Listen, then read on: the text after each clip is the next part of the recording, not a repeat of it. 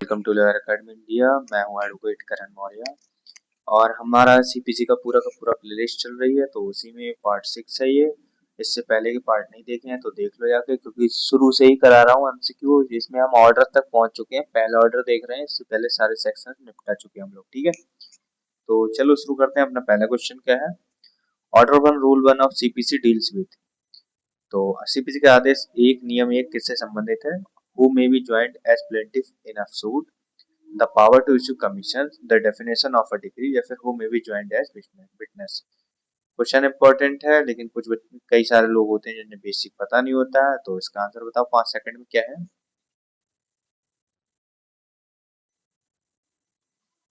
तो इसका आंसर हमारा ए।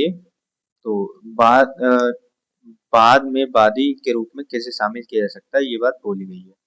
तो किसे शामिल किया जा सकता है, इसके लिए आप सीपीसी की डायरेक्ट उठाओ और उसमें ऑर्डर 1 रूल 1 देखो तो पता चल जाएगा। ठीक है, नेक्स्ट क्वेश्चन हमारा order 1 rule 3 of CPC deals with. CPC के आदेश एक नियम 3 किससे संबंधित है? Return of plaint, summons to witness, who may be joint as defendant, या फिर इंस्टीट्यूशन ऑफ सूट। क्या है इसका आंसर बताओ 5 सेकंड में? 5 सेकंड आपको दे रहा हूँ। चलो देखते हैं इसका आंसर क्या है। इसका आंसर हु में भी ज्वाइंट एज डिफेंडेंट, बाद में प्रतिवादी के रूप में किसे शामिल किया जा सकता है, ये बात कही है रूल 3 में। ओके, और नेक्स्ट हमारा क्वेश्चन, एज पर order 1 rule 9 of CPC, a suit shall not be defeated by reason. CPC के आदेश एक नियम 9 के अनुसार बात किस कारण से खारिज नहीं होता? नॉन पेमेंट ऑफ कॉस्ट से, मिसजॉइंडर और नॉन जॉइंडर ऑफ पार्टीज से, एब्सेंस ऑफ अ लॉयर से, फिर delay in filing the written statement. Important question है, 5 सेकंड दे रहा हूँ, आंसर दो इसका फटाफट। तो देखते हैं इसका आंसर क्या है।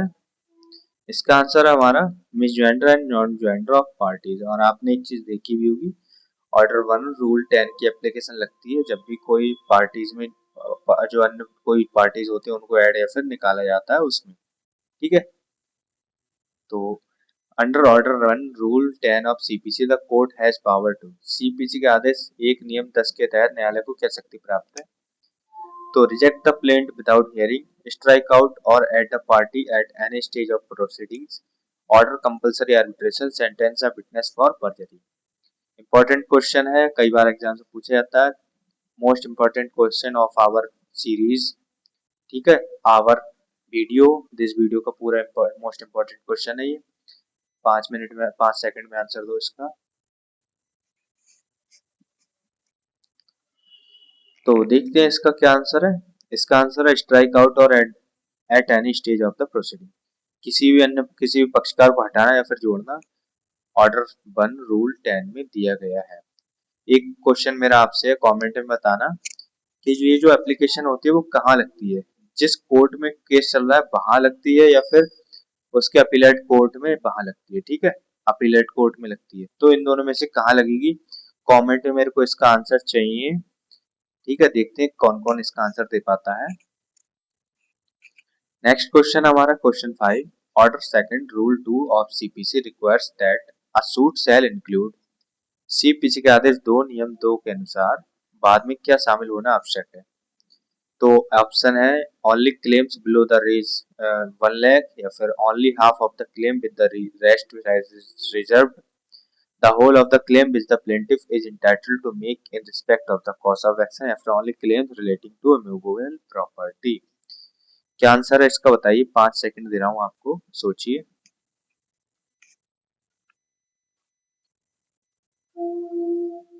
तो इसका आंसर हमारा the whole of the claim which the plaintiff is entitled to make in respect of the cause of action.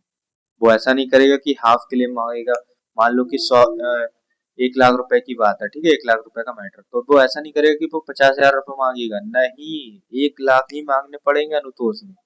अगर छोड़ दिए तो फिर छोड़ दिए, दोबारा सूट वूट नहीं लेके आओगे, बात नहीं दायर कर पाओगे। साफ बात ये है, नियम पक्का है, नियम इम्पोर्टेंट है, याद रखना। अगर वकालत भी करोगे ना तो ये बात याद रखना, अनुतोष पूरा ही मांगना, कभी आधा नहीं मांगना। ठीक है, नेक्स्ट क्वेश्चन हमारा order 3 rule 1 of CPC allows appearances, applications and acts to be made or done on behalf of a party by. CPC के आदेश 3 नियम 1 के अनुसार किसी पक्षकार की ओर से उपस्थित आवेदन और कार्य कौन कर सकता है? तो only the party personally with no representation allowed, a recognized agent or a pleader, only a family member, only a government officer। तो कौन कर सकता है? तो इसका आंसर बताइए क्वेश्चन का। 5 सेकंड दे रहा हूं आपको। तो चलिए इसका आंसर देखते हैं क्या है। इसका आंसर है रिकॉग्नाइज एजेंट और प्लीडर। ठीक है, किसी के भी बिहाफ पर कोई भी व्यक्ति कौन कर सकता है, कोई पैरवी वगैरह या फिर केस कौन लड़ सकता है? एजेंट या फिर उसका प्लीडर। गवर्नमेंट जो प्लीडर होता है, अधिवक्ता उसको कहते हैं। ठीक है, नेक्स्ट क्वेश्चन है order 4 rule 1 of CPC provides that every suit shall be instituted by. CPC के आदेश 4 नियम 1 के अनुसार प्रत्येक बात कैसे दायर किया जाता है? Filing an FIR to police station, बिल्कुल नहीं, ये तो क्रिमिनल केस हो गया। Making an oral request to the जज, आज से पहले कभी सुना है कि आप न्यायालय में गए और आपने कह दिया भैया मेरे साथ ऐसा हुआ और आपका बात दायर हुआ? बिल्कुल नहीं हुआ होगा। Sending a registered post to the defendant या फिर presenting a plain to the court or such officer as it appoints. I hope आपको इसका आंसर पता हुआ। नहीं पता है तो 5 सेकंड सोचो और इसका आंसर मेरे को बताओ। तो ठीक है, देखते हैं इसका आंसर क्या है। इसका आंसर है डी। जब तक आप प्लेंट प्रेजेंट नहीं करोगे ना न्यायालय में, तो तब तक आपका जो सूट है वो माना नहीं जाएगा कि सूट दायर हो चुका है। ठीक है, नेक्स्ट क्वेश्चन हमारा question 8 order 5 rule 1 of CPC deals with. CPC के आदेश 5 नियम 1 किससे संबंधित है? तो फ्रेमिंग ऑफ इश्यूज से, रिजेक्शन ऑफ प्लेंट से, इश्यू ऑफ सर्च वारंट से, या फिर issue of summons to the defendant to appear and answer the claim. Important question है, एग्जाम में पूछ लिया था डायरेक्टली। 5 सेकंड दे रहा हूँ, इसका आंसर बताओ।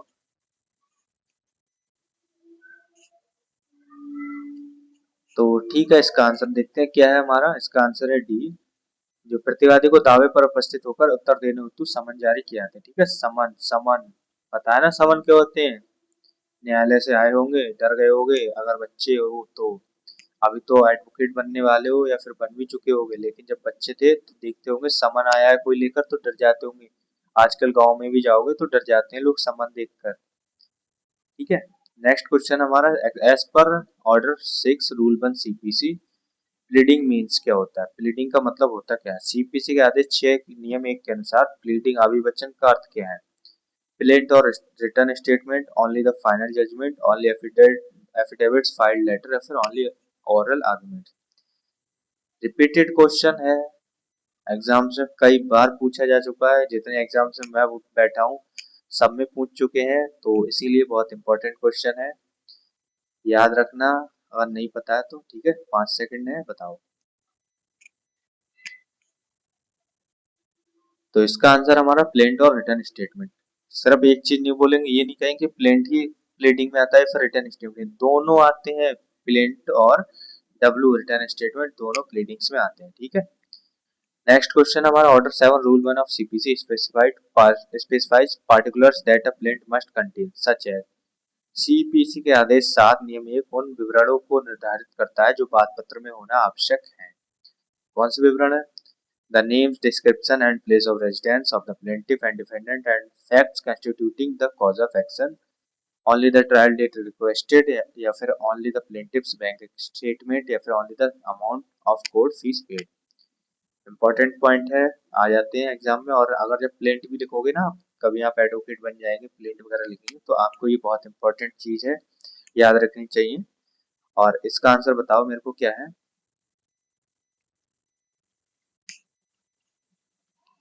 तो इसका आंसर हमारा ए। जब भी आप कोई प्लेंट लिखेंगे तो आप वहां पर न्यायालय का नाम लिखेंगे पहले, फिर वादी का नाम लिखेंगे, वादी एक से ज्यादा है तो उनका, फिर पर्सन लिखेंगे या बनाम लिखेंगे, फिर उसके बाद प्रतिवादी लिखेंगे, फिर फैक्ट्स वगैरह लिखेंगे आप, उसमें कॉज ऑफ एक्शन भी लिखेंगे, अनुतोष क्या मांगा आपने वो चीज लिखेंगे, देख लेंगे। मैं वीडियो चैनल पे बना दूंगा किसी दिन, और लीगल ड्राफ्टिंग वगैरह की बना दूंगा किसी दिन, तो मैं आपको बता दूंगा प्लेंट वगैरह कैसे लिखा जाता है। ठीक है, तो नेक्स्ट वीडियो देख नेक्स्ट क्वेश्चन देखते हैं। Under Order 1, Rule 10(2) of CPC, the court may add a party as plaintiff or defendant if। CPC के आदेश एक नियम 10(2) के तहत न्यायालय किसी पक्षकार को वादी या प्रतिवादी के रूप में कब जोड़ सकता है? The added party has already died, या फिर the person presence it necessary to factually and completely adjudicate upon the questions in the suit, या फिर the suit has already been declared या डिग्रीड, या फिर the plaintiff simply dislikes the current defendant. Question important है, ये तो बिल्कुल नहीं होगा, इसको तो सोचना ही मत कि आप किसी को पसंद नहीं करते तो क्या पार्टी में भी नहीं बुलाओगे क्या? अगर पार्टी में उसकी जरूरत है तो बुलाओगे, चाहे पसंद करो या ना करो। तो इसका आंसर हमारा बी।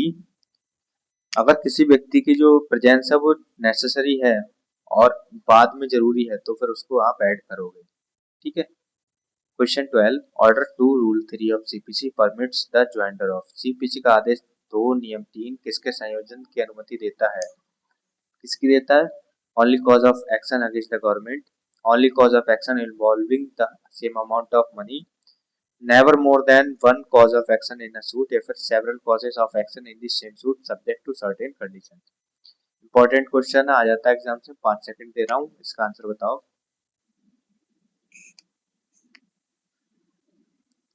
तो इसका आंसर हमारा several causes of action in the same suit subject to certain condition, ठीक है। नेक्स्ट क्वेश्चन हमारा order 6 rule 2 of CPC request that every pleading shall contain a statement in a concise form. CPC के आदेश 6 नियम 2 के अनुसार प्रत्येक अभिवचन में संक्षिप्त रूप में किसका वर्णन होना चाहिए?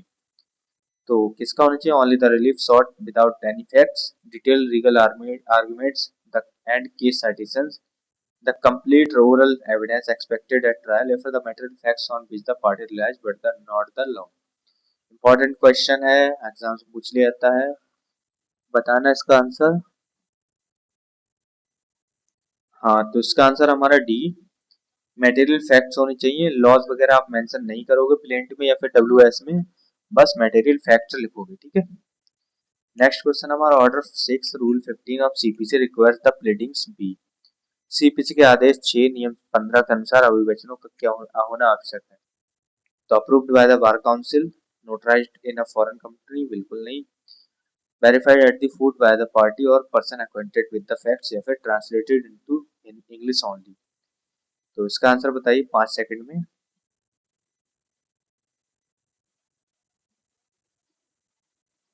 हाँ, तो इसका आंसर है सी, वेरीफाइड होना चाहिए पार्टीज के द्वारा, और जो भी व्यक्ति कह रहा है उसके द्वारा वेरीफाइड होनी चाहिए, या फिर पक्ष परिचित कोई व्यक्ति उसके द्वारा। Question 15, order 6 rule 17 of CPC empower the court to allow.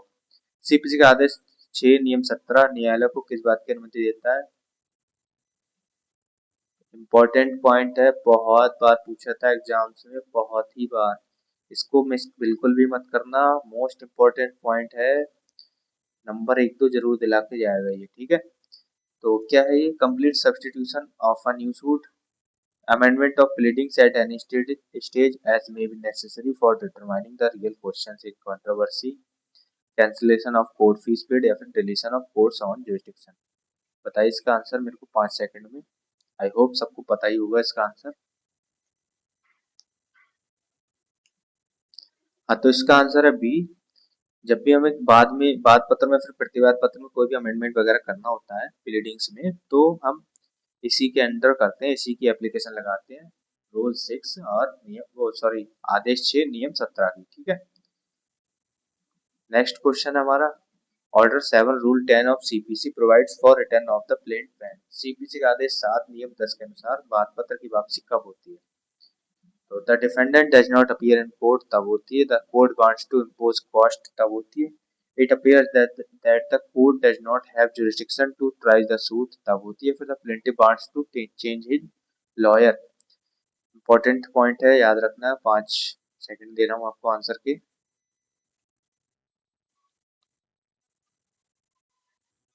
तो इसका आंसर है हमारा सी, अगर ऐसा लगता है कोर्ट को कि जुरिस्डिक्शन नहीं है उनको, तो वो प्लेंट को वापस कर सकते हैं, रिटर्न कर सकते हैं, ठीक है। नेक्स्ट क्वेश्चन हमारा 17, under order 7 rules 11, most important question ये भी है, और अगर आप वकालत कर रहे हो या फिर जुडिशरी दे रहे हो, आईबीपीएस एसओ दे रहे हो या एआईबी दे रहे हो, सब में पक्का क्वेश्चन ये पूछा जाता है, और इसीलिए बता रहा हूँ ऑर्डर 7 रूल 11 इंपॉर्टेंट क्वेश्चन है, और वेयर एक्ट है, अगर तो पढ़ लो एक बार क्योंकि बहुत इंपॉर्टेंट है, आ जाता है एग्जाम्स में। तो इसमें क्या है, सीपीसी के आदेश 7 नियम 11 के तहत वाद पत्र कब खारिज किया जाता है। रिजेक्शन ऑफ प्लेंट वाला है, पता होगा आपको। It does not disclose the cause of action और appears barred by law, the plaintiff files it 1 day late, या फिर the defendant request rejection without reason, या फिर the plaint is handwritten instead of text. Answer दीजिए इसका, 5 second दे रहा हूँ।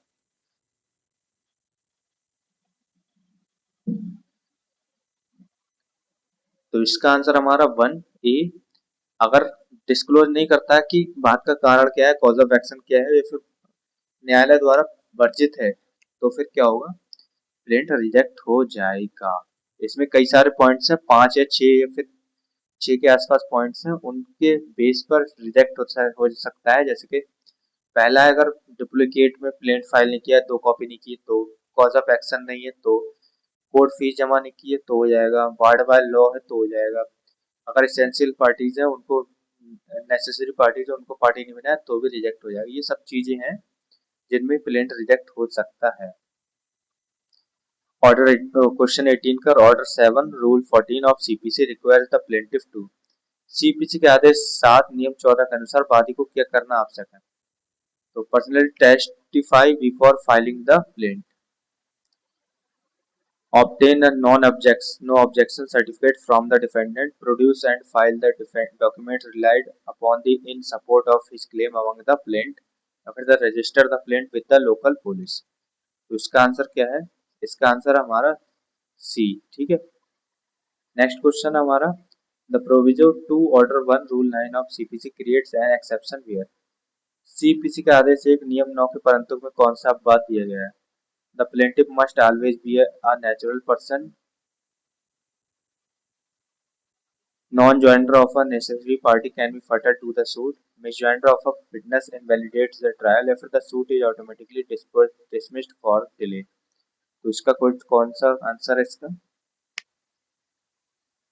तो इसका आंसर हमारा non joiner of a necessary party can be फटर टू द सूट। ठीक है, नेक्स्ट क्वेश्चन हमारा, under order 2 rule 2 3 of CPC, if a plaintiff omits or intentionally relinquishes a portion of his claim without the court's leave, he is thereafter precluded from, CPC के आदेश 2 नियम 2 3 के अनुसार यदि वादी न्यायालय की अनुमति के बिना अपने दावे का कोई भाग छोड़ देता है तो बाद में क्या नहीं कर सकता। तो suit for the portion so omitted और relinquished, या फिर appointed a new lawyer, appointing a new lawyer, filing of any further suit on any matter, या फिर appearing in the same court again.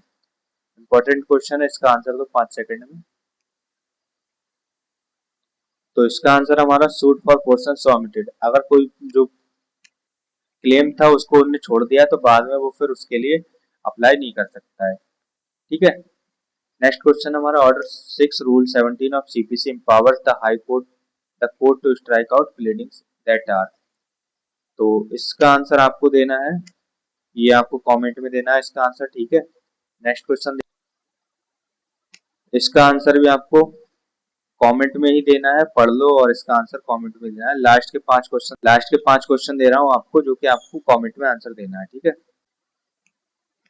एक ये है, order 7 rule D of CPC mandate rejection of plaint where the suit from the statement in plaint appears to be. तो CPC के आदेश 7 नियम 11 D के अनुसार बात पत्र में दिए गए विवरणों में से यदि किसी कानून द्वारा वर्जित प्रतीत होता है तो क्या होगा।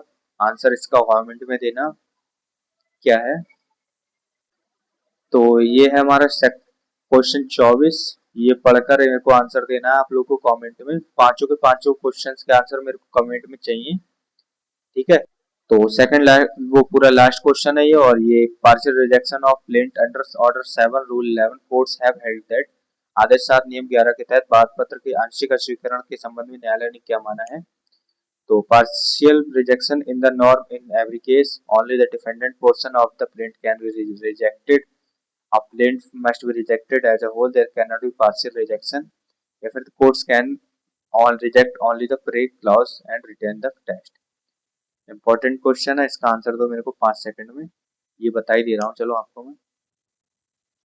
ठीक है, तो इसका आंसर है प्लेंट या तो पूरा ही रिजेक्ट होगा या फिर आधा, या फिर बिल्कुल नहीं होगा। ठीक है, ऐसा नहीं कि हाफ रिजेक्ट कर दिया हाफ रह दिया, नहीं, 100% या रिजेक्ट होगा या फिर 100% एडमिट किया जाएगा। ठीक है, आई होप वीडियो पसंद आई होगी, और पसंद आई हो तो वीडियो को लाइक कर देना, चैनल को सब्सक्राइब कर देना।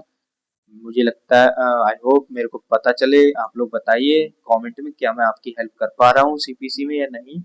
और एक चीज और, कंप्लीट लॉ प्रिपरेशन का बंडल बनाया आप लोगों के लिए। नोट्स सब्जेक्ट वाइज होंगे, एमसीक्यू सब्जेक्ट वाइज होंगे, 20 मॉक टेस्ट होंगे, आईबीपीएस एसओ के लिए 20 होंगे, 20 होंगे जुडिशरी के लिए। और इन सभी एग्जाम्स को टारगेट कर रहे हो तो ये वाला मॉक जो बंडल है वो आपको बहुत इंपॉर्टेंट रहेगा। 399 का है, क्यूआर कोड स्कैन करो बस, या फिर इस नंबर पर पेमेंट करो, स्क्रीनशॉट भेज देना, बाकी आपको 1 से 2 घंटे में पूरा का पूरा सेट मिल जाएगा। ठीक है, बाकी मिलते हैं नेक्स्ट वीडियो में, तब तक के लिए धन्यवाद, जय हिंद।